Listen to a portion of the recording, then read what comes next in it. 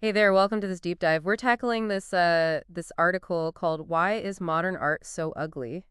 And wow, that title, I gotta say, that really grabbed me. Yeah, it definitely gets your attention. It's a pretty bold statement. Yeah, it really is. The author seems to be going after like both modern and postmodern art, saying they've lost the beauty, the purpose, even the hierarchy we see in classical art. They even connect this to a bigger decline in cultural values. So, I'm curious to hear your initial thoughts. Well, it's interesting how they jump right in, right? Like they open with this description of a sculpture in Denver. It's just like a jumble of abstract shapes, and they compare it to, wait for it, poop or beans. It's a pretty striking image. I know, right? They really want us to feel that sense of ugliness. But then they go on, like they suggest this sculpture is a symptom of something bigger, that modern society's lost sight of inspiring ideals. Exactly. And they contrast this with the masterpieces of the past. The Sistine Chapel, for example, which is clearly created with huge ambition and artistry. They even use the example of Denver's Union Station, imagining a modern-day Sistine Chapel and its blank ceiling. But there's nothing. And to them, that emptiness kind of reflects this missing ambition. This whole missing ambition idea is really interesting. The author spends a lot of time on the rejection of hierarchy, in modern art especially, and how that might reflect a broader shift in culture. They seem to be arguing that, like, hierarchy is actually important for creating beauty and excellence in art. Yeah, and that's where the Michelangelo comparison comes in. You think about the Sistine Chapel or David. They represent order, divine proportions, like literally reaching for the heavens. But then the author contrasts this with what they call the squiddles, or distorted forms, often seen in modern sculpture. It's quite a contrast to highlight the point about this loss of hierarchy.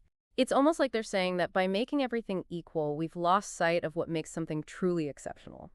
And they have a pretty interesting explanation for this. They say we're afraid of offending what they call the last men. The last men, yeah, it's a term they use to describe people who reject any notion of superiority or striving for anything beyond the ordinary. Basically, they're content with mediocrity. So are they saying we've become so afraid of offending these last men that we've stopped aiming for greatness? Like we're hesitant to say that one thing is even better than another? Well, think about it in the context of public art controversies, right, where some people might find a piece offensive or elitist. It makes you wonder if we're shying away from art that challenges or provokes certain groups. That's a good point. That add a whole other dimension to the idea of the last men and how they might be influencing the art world. But how does this connect to the author's critique of modern art as being ugly?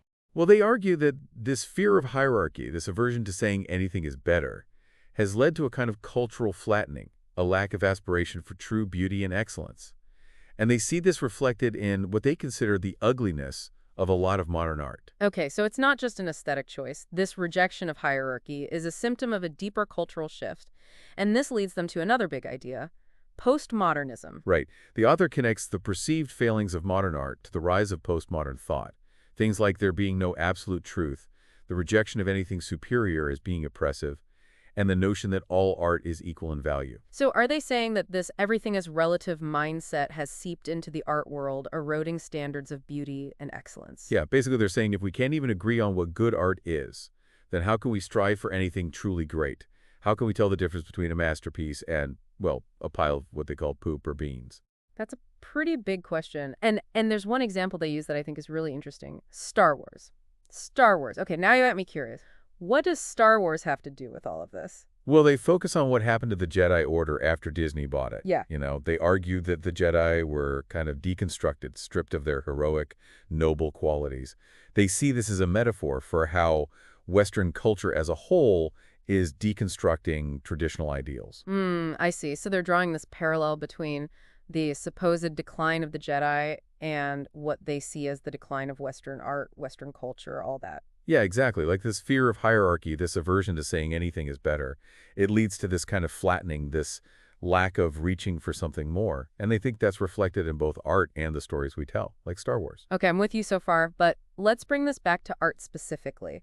The author talks about public art shaping a city's consciousness. What do they mean by that? They believe public art really influences how people feel, how they think about the world around them. They contrast, like walking through a Renaissance city like Florence, surrounded by inspiring art. compared to a modern city like Denver with its metallic skyscrapers and abstract sculptures. Right, right. It's like the art we're surrounded by actually impacts our mood, our values, maybe even.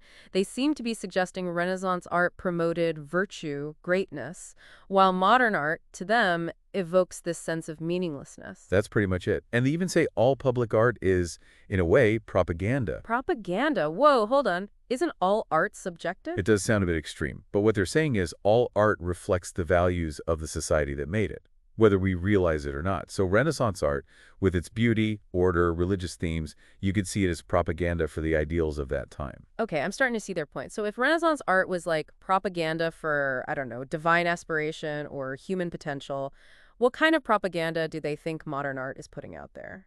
Well, they argue that a lot of modern art reflects, like, cultural confusion, a lack of purpose, that whole postmodern idea that everything is relative, nothing's better or worse. So the art we see in public is basically a mirror reflecting our values back at us, and they don't seem to like what they're seeing.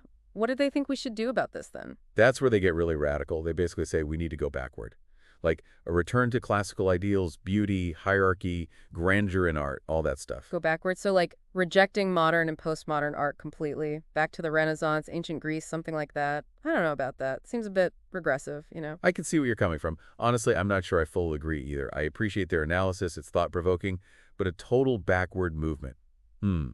Art's always evolving, building on what came before. I think it's more nuanced than just saying everything modern is bad and everything classical is good.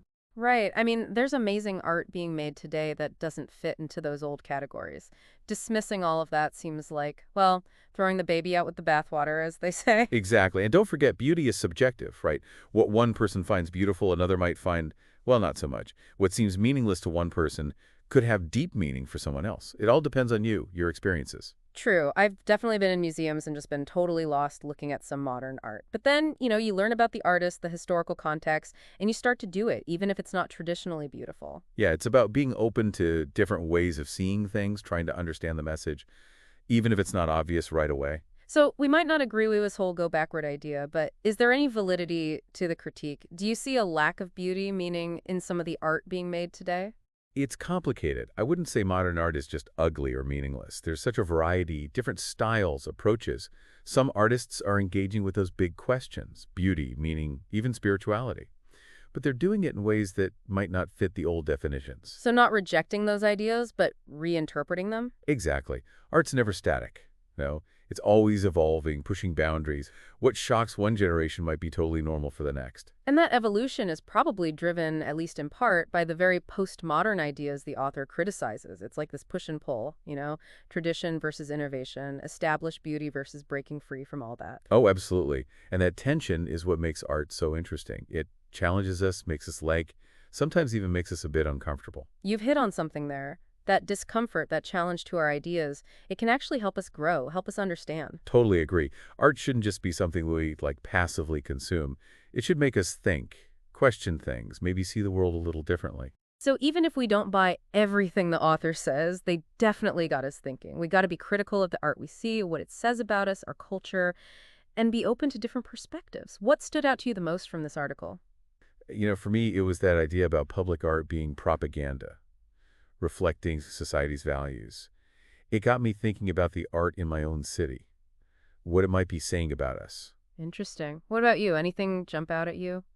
I keep coming back to that whole going backward thing. Like, I get it, but I don't know, a full return to just classical art doesn't feel right. Yeah, I agree. I mean, we can learn a lot from the masters, appreciate their beauty and all, but it's more about balance, tradition and innovation. Art needs to speak to the times we live in, not just the past. Right, exactly. It's like, how can we be inspired by the past but not get stuck there? Honor those ideals, beauty, excellence, but also keep pushing forward, finding new ways to express things. That's got to be the challenge. For sure. And that's what makes this whole conversation so interesting. It's not about saying this art is good, that art is bad. It's more about understanding, like, where did it come from? What was the artist trying to do? What values are being reflected? It's like, instead of asking, why is modern art so ugly? Maybe we should be asking, what's it trying to tell us? Even if we don't like the answer, or if it makes us rethink what we consider beautiful. Oh, I like that. It's about being curious, being open to being challenged, to step outside our comfort zones a little, see things we're not used to. And hey, sometimes that leads to appreciating something we didn't get at sex, or maybe we just end up with more questions than answers, which sometimes that's the best part of a deep dive, right? Totally, those questions keep us thinking, keep us coming back for more. So for everyone listening out there, here's a question for you. If public art really does reflect society's values, like the author says, what's the art in your city saying? Take a walk around, look at the sculptures, murals, even the buildings. What message are you getting? Might be surprising. That's a fun challenge. Makes you look at your own surroundings differently. See, there's a deeper meaning behind all that art we see every day. Well, on that note, we've reached the end of our deep dive into why is modern art so ugly. Hope you found it interesting and maybe even a little challenging. Remember, art is meant to be experienced, talked about, even argued about.